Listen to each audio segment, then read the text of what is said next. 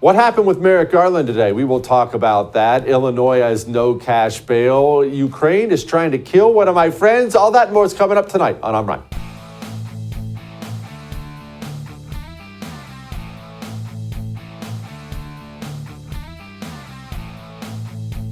We apply the same laws to everyone. There is not one set of laws for the powerful and another for the powerless, one for the rich and another for the poor, one for Democrats and another for Republicans, or different rules depending upon one's race or ethnicity or religion. Of course, that's a lie, but Merrick Garland spoke before Congress today. I'm sorry, I didn't mean to smirk at the very beginning. His voice just murders me, and I know that's extremely immature. I'm 42, and I should not be this way. I know that, but I can't help it. It makes me laugh. And I really despise Merrick Garland. I don't want to be dismissive about how important his role is. He runs the Justice Department. He's the top law enforcement officer. If you're a nation with the Justice Department that is no longer blind, if its eyes are very much open and it's very biased, and the Justice Department has turned the law against its political opponents, well, I don't know what you want me to say. We're in trouble. It's a big deal. It's a really big deal. Merrick Garland is a communist. More specifically, the people around him, the ones pushing him, they're the real communists. That's why Merrick Garland has taken his position and he's done what communists do. They only do two things when they get power. They reward their friends and they punish their enemies.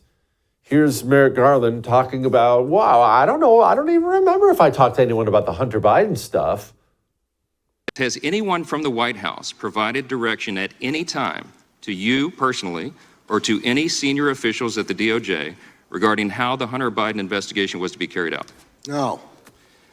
Have you had personal contact with anyone at FBI headquarters about the Hunter Biden investigation? I don't recollect the answer to that question, but the FBI works for the Justice Department. It's. I'm sorry. You don't recollect whether you've talked with anybody at FBI headquarters about an investigation into the president's son? I don't believe that I did. That sounds pretty definitive, doesn't it? Well, I'm not really. I don't recollect. I don't believe that I did. Well, of course he did. Merrick Garland and his Justice Department, they tried the hardest they could to run cover for Hunter Biden so he could get off with a little slap on the wrist. That blew up in their faces. So Merrick Garland took the exact same guy who tried to get Hunter Biden a sweetheart deal and then made him the special prosecutor in the case. What Merrick Garland has done at the AG, at that office, it has done a lot to accelerate the decline of this country. Being an openly, nakedly partisan human being as Attorney General is doing irreparable damage to this country. Damage that will take decades to fix if it ever can be. That's the truth. Listen to what Tom McClintock had to say. Weiss deliberately allowed the statute of limitations to run out on any charges that could have implicated Joe Biden in influence peddling. He originally offered Hunter Biden a sweetheart deal that was ultimately upended by the court. And he's the one you appointed to pursue the charges that could implicate Joe Biden. That leads me to only two explanations, either corruption or incompetence. So which is it? Those are the kind of questions that judges would rule out of order.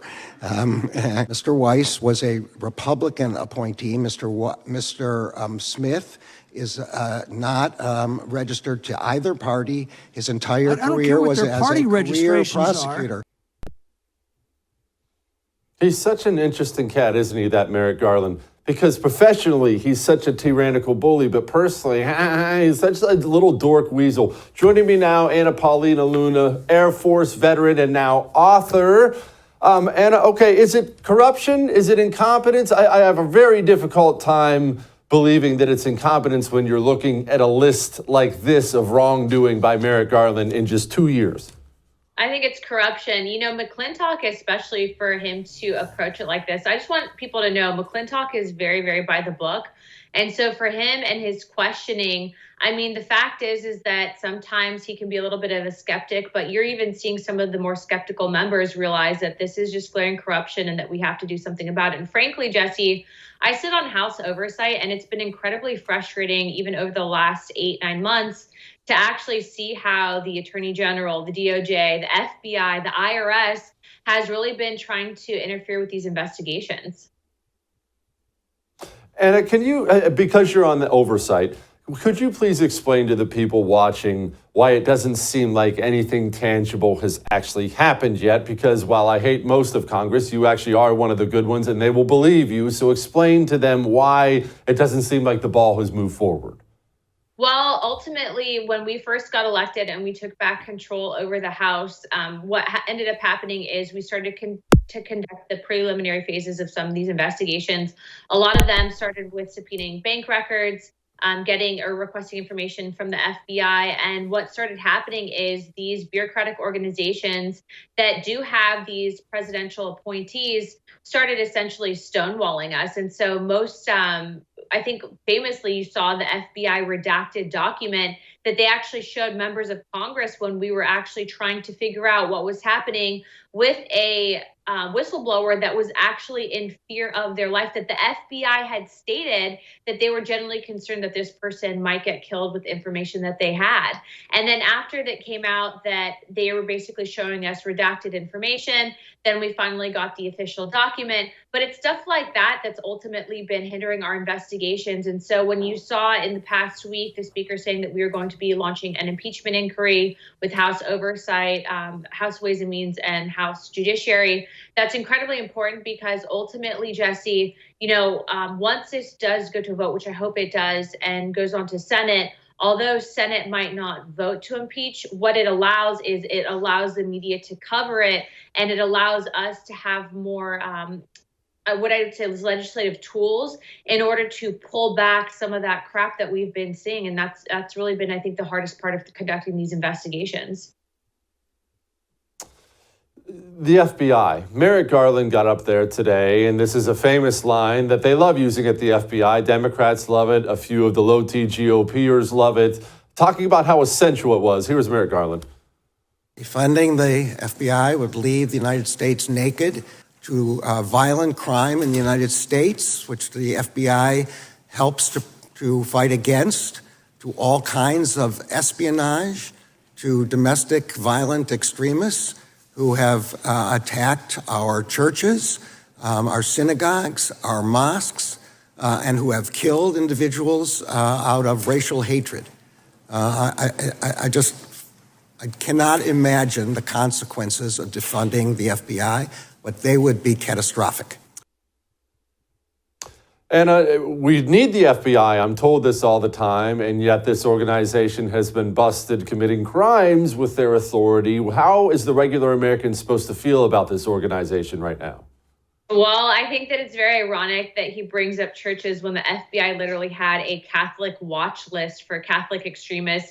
God forbid you wear a hat that says "Don't tread on me." You're apparently also an extremist. And my goodness, I have literally a POW MIA flag out front of my house or out front of my office in Washington, D.C. Does that mean that I'm trying to overthrow the U.S. government? I mean, the fact is that the FBI has been weaponized against the American people and ultimately has been infiltrated. I'm not saying the entire FBI is bad. There's some good folks in there. But what seems like is currently happening is it is indeed a hand and a tool of the woke left, and they're really much so going after people. And it is scary, as a member of Congress, when you see people coming forward that are saying, look, we are either having people knock on our doors because of our political ideologies, or people reported us being, at January 6th, we weren't even there. I mean, all of these things are something that you would see out of, the secret police in Russia, not here in the United States. And so I'm all for defunding. And that's why I think that you're seeing a lot of the fight that you're seeing right now, especially with the CR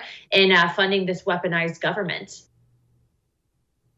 Tell me about this book, The Legend of Naranja. And if I actually nailed that pronunciation, you should be very proud of me. Tell me about this book. Yeah, so it actually, I have it here next to me. It actually started as somewhat of an inside joke with my husband and I. And so really what the book is about, and if you notice the character, I think that you'll realize that that character is based on President Trump. But it's about, an orange that ultimately is faced with a challenge and has it stolen from him.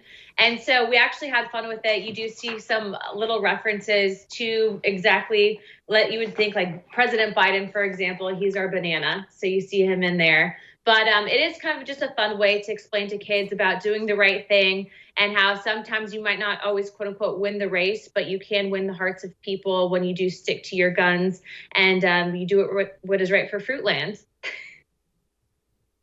For Fruitland. I love the green hair is what got me. All right. The book is The Legend of Naranja. Anna, thank you so much. I appreciate it. Thanks for having me on. Of course. All right. Let's talk a bit more about this Merrick Garland stuff. There were some eye-opening things came out of that stuff today. Kingsley Cortez is going to join us next to chat about that. Let's chat about this real quickly first. I don't understand this world. Don't I sound old when I say that? But there are so many things that happen and I don't understand it. I don't understand why somebody would just leave their dog on the side of the road. I have no idea. What would possess a human being to do something like that?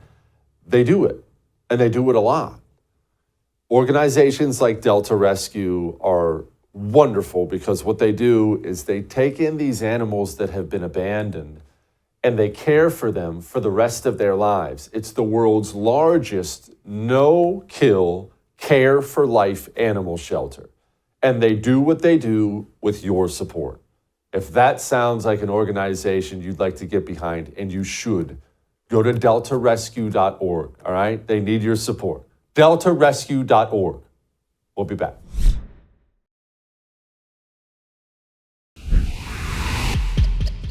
Mr. Attorney General, you are serious. They are not. You are decent. They are not. You are fair. They are not. That's a family show. I'm sorry, I didn't know it was going to get PG-13 out there between Swalwell and Garland today. Joining me now, Kingsley Cortez, the digital media manager for the Center for Renewing America. Okay, Kingsley, there's about 10 million things we could probably get to from that testimony today. What stood out to you? I mean, it was absolutely preposterous to watch Eric Swalwell say something like that. He was fawning over Merrick Garland more than he's probably ever fawned over Fang Fang. We all remember her. Listen, Merrick Garland should be imprisoned at best, impeached at worst. This is a guy who has totally oversaw the weaponization of the Department of Justice. He has gone after Catholics who like traditional Latin masses. He's gone after school board parents. He's gone after the January 6th peaceful protesters. He's gone after presidential candidate Donald Trump through Jack Smith in an attempt to subvert the 2024 election. This is a guy who deserves our total contempt, and it is disgusting to see members of Congress praise him as someone who's impartial, because the reality is the Department of Justice is now the Department of Injustice and of double standards. It is a two-tier justice system that punishes those who have opinions that are disfavored by the regime. And I hope to see Merrick Garland held accountable. The Weaponization Committee is doing a fantastic job exposing a lot of the rot that is in his agency, but Americans want the other shoe to drop. We don't want to just gather evidence. We want action. What are we going to do with all of this that we uncover? I think we should defund them, and I hope to see Republicans fight for that, especially as we enter this continuing resolution spending battle. Yeah, how confident are we that we're going to get anything done in that continuing resolution battle? Because you'll have to forgive me, Kingsley, I don't have a whole lot of faith in the old GOP. I'm with you, Jesse. Sadly, I don't either. I always say I have battered wife syndrome with the GOP. You know, they promise me one thing, tell me they love me when they're on the campaign trail, and then they sell me out and stab me in the back. So, I certainly am not hoping that they once again give us something that is lackluster and doesn't meet expectations, but they likely will. And I think what's important is for the grassroots to continue to put pressure on them. Call your congressman, tell them to oppose this continuing resolution. They'll tell you, oh, it's great on the border. It includes HR 2. That's just one piece of this weaponized puzzle, right? it doesn't do anything to stop what the DOJ is doing, what the FBI is doing to make your life worse. This Biden regime deserves to be defunded. It deserves to be dismantled. And the way that Congress can do that is through funding. This is our card to play. We have the House majority. We control the purse strings, and we need to start acting like it. And I want to see us sending subpoenas too. You know, like I said, the Weaponization Committee, Jim Jordan, they're uncovering a lot. But we should be subpoenaing Hunter Biden. We should be impeaching Mayorkas, impeaching Wray. And we just need to put these guys on the hot seat because for too long, they've gone unchecked and been unaccountable to you, the voter. Sadly, this is an issue states can do little about. They can do a little, but they can't do more than a little. And, well, here was this little report from Fox News. Emily. Oh, here you go. You got people coming in now. Take a look at this. A lot of young adult men being let through now. So every person who was just let through is appears to be a single adult male. Brian, if we can turn around really quick. I don't know if they're all with the same group. Let me try to ask them really quick. Hola, ¿hablas español? ¿De dónde son? ¿De dónde son? Ghana. Ghana. You're from Ghana. Okay. Yeah, I'm from Haiti. You're from Haiti. Where is everybody else from? ¿Hay alguien aquí que puede hablar inglés? There's a lot of Where? Haiti? Haiti? Why did you decide to come here? Brazil. Pardon? Brazil. Brazil. You're from Brazil. She was living in Brazil. Got it. Okay. Kingsley, that looks like an invasion from all over the world because the last time I checked, at least on my map on my iPhone, Ghana is actually clear across an ocean. Right. I think it's important to point out, none of these migrants that we're seeing in these videos are actually from Mexico. They're from all across the world. They're totally unvetted. We have no idea how they got here, who paid for them to get here, right? Because someone has to be funding that. It's not cheap to just suddenly get from Ghana to Mexico. That takes a little bit of money. So there are NGOs internationally that are funding these organizations. We need to put a stop to those. And you called it an invasion. You're absolutely correct. And what's worse is this is a state-sanctioned invasion. The Biden administration has no interest in stopping these people. They're actually welcoming them here, and they are incentivizing them to come by giving them things like free healthcare, free housing. We see videos all the time now of New York City just overwhelmed. Their hotels are being forced to house migrants. It's absolutely ludicrous. And these individuals are dangerous. They're criminals. They come here and they commit crimes, and they don't contribute to our society in a productive way. And for some reason, we're still being told that we need to put them before the interests of Americans. That's totally backwards. We need to have an America First approach to the border and to just how we run our country. We don't exist to serve the needs of foreigners who don't share our values, who come here and disrespect our laws by trespassing on our nation. We need to put ourselves first again because Americans everywhere are struggling under Joe Biden. They need a helping hand, not these individuals from halfway across the world that frankly aren't our problem. Yeah, to put it mildly. Kingsley, thank you. Appreciate it. Come back soon. Thanks so much, Jesse.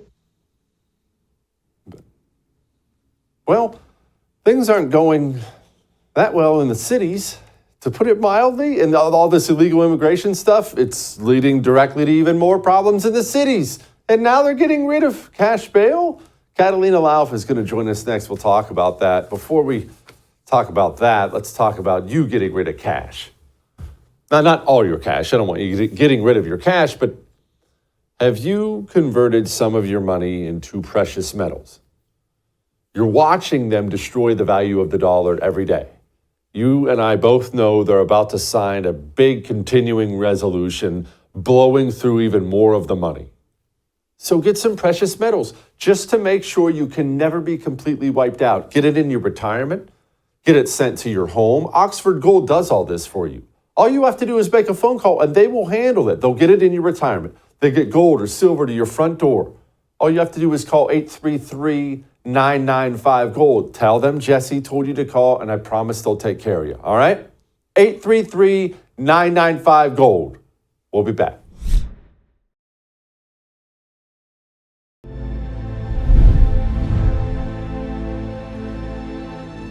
Bail money's kind of important. It's really, really important. When you don't have to pay any bail money and they just turn you free, you generally go back and commit more crimes. We see this all over the country, which means things are about to get a little spicy in Illinois. So joining me now, Catalina Lauf. Hopefully she's safe and sound in Illinois. She is the CEO, founder of the Defense of Freedom PAC, obviously former nominee for Congress. Catalina, no more cash bail. How's that going to work out for you guys over there? This is absolutely ridiculous, Jesse. We're the first state in the nation to implement this, meaning no other state has ever done this before. So good luck to Illinois and all of the continued increase in crime that's been happening. I mean, think about this. Just in the city of Chicago, when you had poor leadership like Mayor Lori Lightfoot, where homicides, crime rates, carjackings, theft, everything went up significantly. Now you're looking at legislation across the state now that is going to impact not only to allow criminals to continue to walk free, but also make it harder for policemen to do their job. One thing that the Safety Act that's not talked about is the legislation that is surrounding how bad it is against law enforcement as well. So this is a complete disaster. Obviously, Republicans were in a super minority at the state house, so there was never a chance that our voice would have been heard from a state perspective. But ultimately, it was the judges that deemed it constitutional just this last year, and it was implemented on Monday. And just to give you an example of how well it's going, there was a woman who pepper sprayed 4 police officers over the weekend. 2 of them are in the hospital. She's the first person to now walk free now due to the new cashless bail legislation. She sounds like quite a peach. I'm sure she's going to make a young man very happy one day. Okay, so Catalina, in areas where this is happening across the country, it tends to blow up the more upper income people, meaning they're going to flee Chicago out to the burbs, and then Chicago's just left to the criminals. Are we starting to see things like that? Chicago is not the same that it was 5 years ago. A lot of it had to do with the beginning of the BLM riots. We had Kim Foxx was the state's attorney that was allowing people who completely destroyed the city walk free. And ultimately, it's just not the same beautiful city anymore. You have businesses fleeing, you have people fleeing the state. CEOs have written letters to the legislatures and the mayor to try to change things. Crime has just skyrocketed through the roof. And, all that's left is crime. It was so sad to hear just yesterday, a carjacking happened where a guy was held at gunpoint. They stole his car, and no one knows where any of these people are. I mean, this is just rampant, even in the nicest neighborhoods.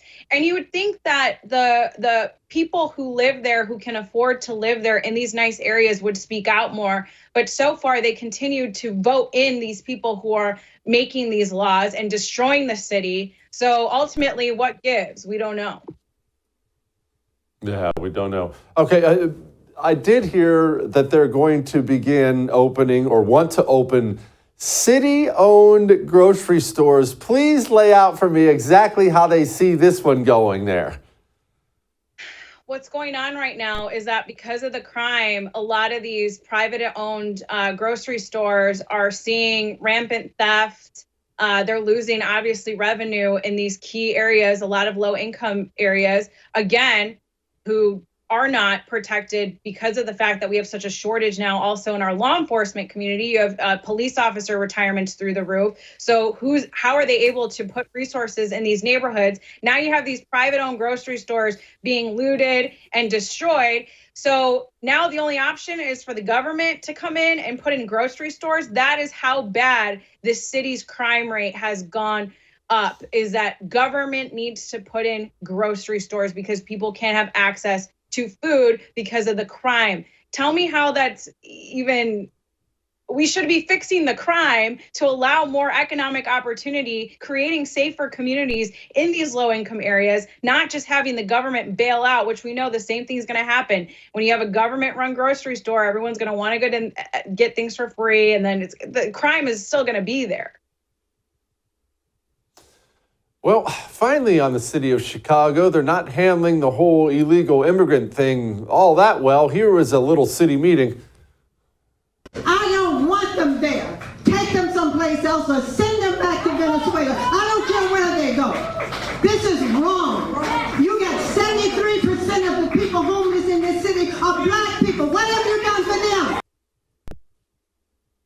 Catalina, that is the area where they voted in Brandon Johnson. All these areas where they voted in Brandon Johnson, they're mad about illegal immigration. Are these people putting two and two together? People are waking up every day because ultimately, they're seeing the reality of what happens when you don't prioritize the people, not only in the city of Chicago, but Americans as a whole. You're seeing this in cities across the country. And ultimately, it takes a few people to finally be so fed up with the policies that poor leadership has been implementing in these cities. They're obviously not prioritizing anybody in their own cities. When you have situations like this, I'm so proud that somebody is speaking out finally, because the fact that people have been silent for so long and have continued to allow these mayors and the politicians continue on this road. Again, what does it take? A city to be destroyed to have people finally wake up? I feel like it's getting there, but it's not happening quick enough. And unfortunately, you're seeing, again, crime increasing. Unfortunately, a lot of deaths that are increasing in the city, petty crime, you name it. And at some point, the greatest city in, I thought, the world is just completely destroyed because of poor policies. That's sad. It is sad. All right. Catalina, thank you. I appreciate it. Thank you. My buddy Jack, hopefully, he's going to join us next, Jack Posobiec. I say hopefully because somebody put him on a kill list. Ukraine, apparently they want to kill Jack. So if Jack's still alive, he's going to join us next. We'll talk to him about that. Now let's talk about you and protecting yourself legally. Here's what happens. Here's what happens with concealed carry or people who generally carry weapons. They almost always buy insurance. You can buy this insurance. And what does the insurance say? If I have to use my weapon, hey, we'll cover it. This insurance company will step in and cover the attorney. That's what they always tell you, right? Did you know most of these insurance companies, they have little clauses built in where they can just drop you. They don't have to cover you at all. No, that didn't look right. We're dropping you. You need a real attorney on retainer. That's what attorneys on retainer is all about. Attorneys on retainer.us.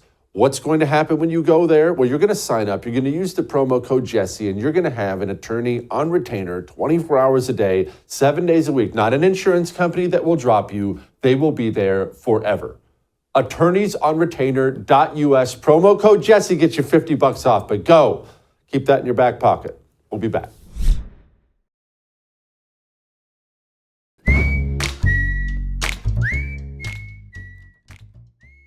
All right. It is time to lighten the mood, and this is going to be a delicious lighten the mood. It's going to involve food. And speaking of food, before we get to that, you know that the food you cook in your home, some of those smells never leave, right? That's why our homes develop smells that they soak into the walls, into the carpets. That's why your home has an odor. My home has an odor. So what do we do about that? It's kind of gross, isn't it? Well, we can clean the air in our home. We don't have to just light candles and cover it up. Eden Pure Thunderstorm will clean the air in your home. They call it a thunderstorm because it does in your home what nature does after a thunderstorm. When you walk out and everything smells clean, EdenPureDeals.com code Jesse gets you $200 off a 3-pack. EdenPureDeals.com code Jesse. All right. Did you know that today is National Queso Day? And I know what you're saying. Jesse, please give out your world famous queso recipe. Well, no, I'm not going to do that again. But if you want that, you can find it at thefirsttv.com. You can go find me on Rumble. Go look at The First TV on Rumble. The whole queso recipe is there if you want to know how to make the best queso. And obviously, you're going to make the queso. You're going to dip the chips in the queso. But what do you do with the leftover queso? Because there's always leftover queso. What do you do with the leftovers? You throw it in the fridge, and you say to yourself, I'm going to eat that again. Here's what you do. First night.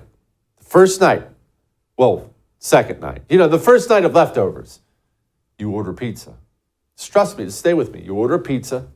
You get your pizza, you eat your pizza. Maybe you dip it in ranch. Maybe you're a hot sauce, but who knows?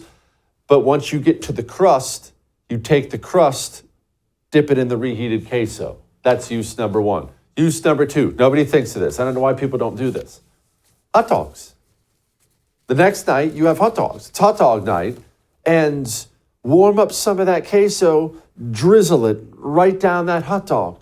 Take your hot dog to a brand new level. And finally, on the final day, because you will be about out of queso by this point in time, scrambled eggs. Scramble up some eggs in a pan, and then when they're almost a little done, just take a big old spoonful of that queso, drop it in there and mix it all up. Enjoy the best, healthiest breakfast ever. You're welcome. I'll see you tomorrow.